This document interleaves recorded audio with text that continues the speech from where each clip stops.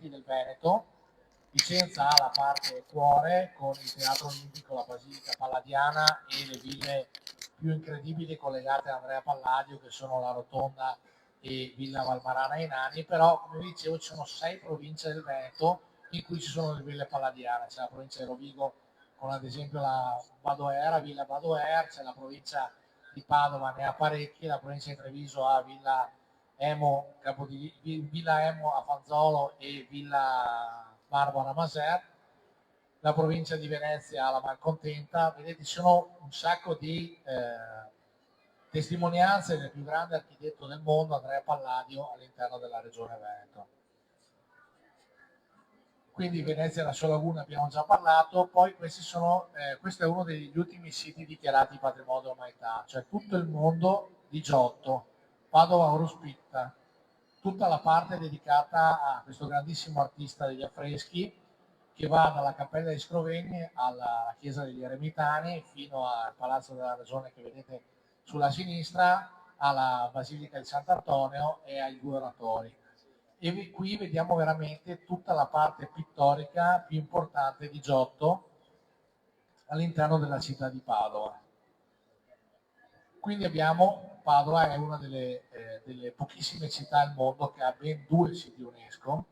L'altro sito UNESCO è uno dei più importanti e più antichi orti botanici del mondo, con una collezione incredibile sia di sementi importantissime dal punto di vista della botanica, sia dal punto di vista della collezione floreale che questo orto botanico, che tra l'altro è ubicato in centro a Padova, riesce a fornirvi.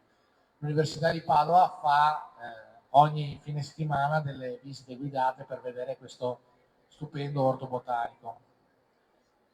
Poi abbiamo 3 laghetti appartenenti ai siti palafitticoli delle Alpi. I siti palafitticoli delle Alpi sono un sito UNESCO che ha quasi 100 insediamenti. In Veneto ne abbiamo 3, ne abbiamo 2 nella parte veronese e 1 nella parte padovana.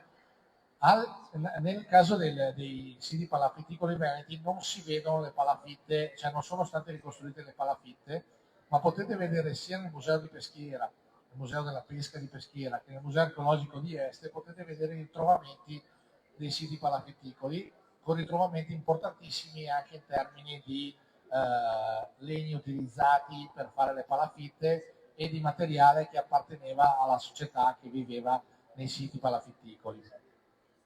Importante anche questo è un sito transnazionale, che vuol dire che il Veneto è una delle parti di questo sito.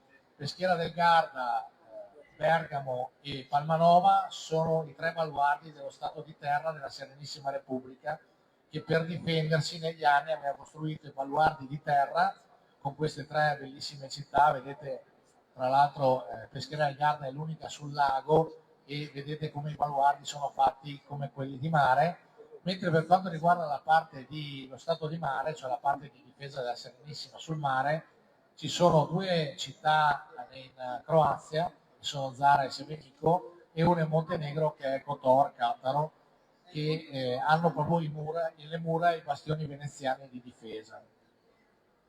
Oltre a, come vi dicevo, a questi 9 siti materiali, che tra l'altro molto probabilmente il prossimo anno si implementeranno di un altro sito, perché l'unico sito in candidatura che l'Italia avrà il prossimo anno nella candidatura sarà il Monte Bolca, cioè i ritrovamenti fossili del Monte Bolca, dove voi vedete nel museo del Bolca la stragrande maggioranza di pesci fossili, palme fossili, ragni fossili e animali di 360 milioni di anni fa, quindi il giacimento di fossili è veramente incredibile nella parte del Bolca.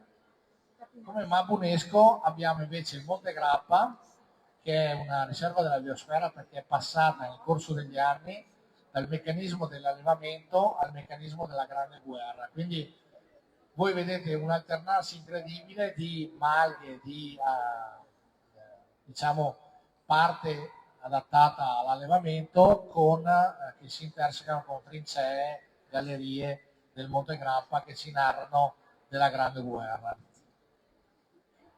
Abbiamo poi il Delta del Po, questa è la parte di Porto Caleri, la parte del Giardino Botanico Litorale di Porto Caleri, ma anche il Delta del Po è passato nella riserva della biosfera attraverso due sistemi, il sistema della pesca e il sistema turistico. Quindi si è intrecciato nel corso degli anni questo meccanismo e vi fa conoscere tutte le specie arboree e tutte le specie animali che ci sono nella parte del Delta del Po.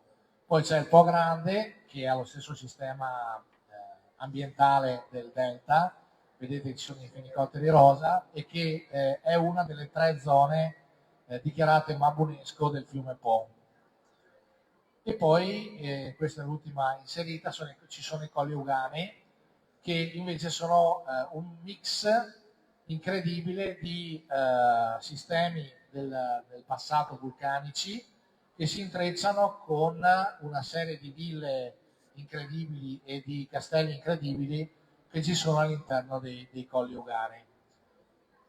Stiamo lavorando moltissimo anche a un ulteriore MAB, che sarà il Cansiglio, che c'è stata una richiesta di inserimento da brevissimo e che probabilmente verrà inserito nel sito MAB dei patrimoni dell'umanità nel giro di 2 anni.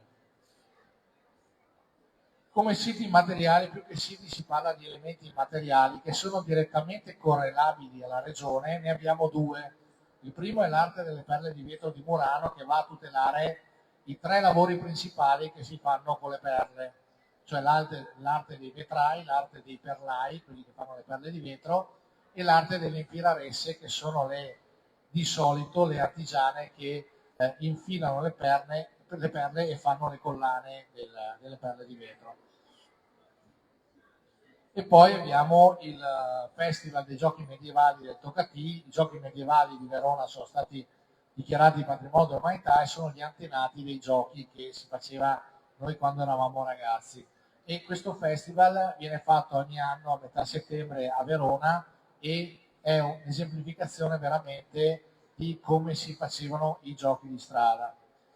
Per quanto riguarda invece le candidature che non sono direttamente correlate, a brevissimo probabilmente sarà dichiarata patrimonio dell'umanità la cucina italiana, che è un insieme di cucine regionali e ovviamente anche della cucina veneta. Finiamo con l'ultimo inserimento degli atti del Vajont, è un inserimento correlato agli atti che riguardano eventi che hanno deciso la memoria del mondo. In questo caso ci sono tutti gli atti del processo del Vajont, della tragedia del 1963, che sono stati portati dall'Aquila dove si tenne il processo, sono stati riportati a Longarone e lì c'è la possibilità di vedere tutti gli archivi, gli schedari del disastro del Vajont. Questa è un po' la bellezza della regione Veneto che andremo a mostrare alle Olimpiadi di Cortina a Casa Veneto dal 6 febbraio del 2026 fino al 22 febbraio del 2026 per le Olimpiadi e dal 6 marzo al 15 marzo del 2026 per le Paralimpiadi. Grazie.